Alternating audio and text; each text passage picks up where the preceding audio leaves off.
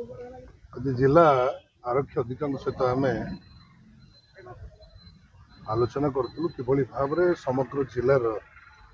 जिते गुड़ी थाना अच्छी संवेदनशील भाव में प्रत्येक कथा को गुरुत्व दे लोक मान जो भाई भाव में असुविधा न हो थाना कर्तृपक्ष संवेदनशील भाव में कम कर पूर्वर नवीन सरकार थे से प्रत्येक मुहूर्त प्रत्येक क्षेत्र में जो भाई भाव में से महिला हूँ पुरुष हूँ जेकोसी केस हो तुरंत कार्यानुष्ठान ग्रहण करा समस्या को समाधान करा भाव में सबु थाना गुड़िक को निर्देश दिंतु जहाद्वारा कि अन्याय अनीति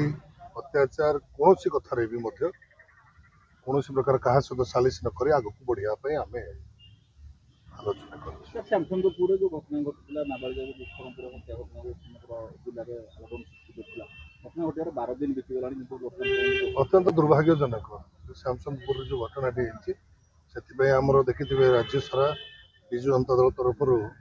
विक्षोभ करने और किभली भाव नारी मान सुरक्षा दिता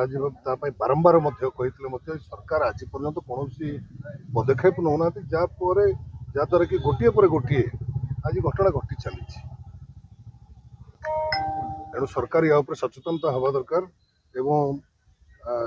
प्रत्येक मुहूर्त गोटे मनीष को बचाई जो भाव में आवश्यकता थाए सुरक्षा आज असुरक्षित ओडिशा भाव में समस्त परिगणित कर दिन थिला ओडिशा को कहीं आंगुली टेकु नथिले एवं थिले ट्रम्प कहले ओडिशा अमेरिकार टूरिस्ट जीवाड़ा विपद संकुल ये आम देश एक बड़ झटका तेणु आम समस्त सचेतन हवा दरकार किभली भाव में आम समाज को आम सुस्थ रखा एवं मनुष्य समाज सब शांति और सुखरे रही पारे। आमर अनुगुल विजु महिला जनता दल जिला सभापति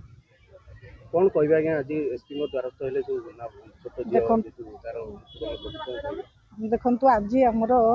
सारा ओडिशा रे 30 टी जिला जाकर आमर आज विजु महिला जनता दल तरफ बीजेपी सरकार शासन को कुशासन को आम स्वर उत्तोलन करने को जाई आज 30 जिले में आमर आंदोलन होती आम मोहन सरकार 15 मास शासन समय आज की प्रत्येक दिन आम जदि हिसाब करवा 15 जन लेखा महिला गण दुष्कर्म एवं आत्माहुतिर शिकार होती से महिला मानकर किपरि तांको न्याय दिज्व से उद्देश्य आज आमर एक विशाल रैली अनुष्ठित होता अनुगुल जिले में आपन जो पचार श्यामसुंदरपुर घटना आमर एसपी अनुगुल सहित ये नाबालिका को किपरि तांको परिवार को किपरि सुरक्षा दिज्व से विषय में आलोचना करी से आम को भी कथा भी देइछंती जे मु यहाँ निश्चिंत भाव में आर समाधान कहते खूब निकट में मु अल्प दिन भितर मु समाधान करी।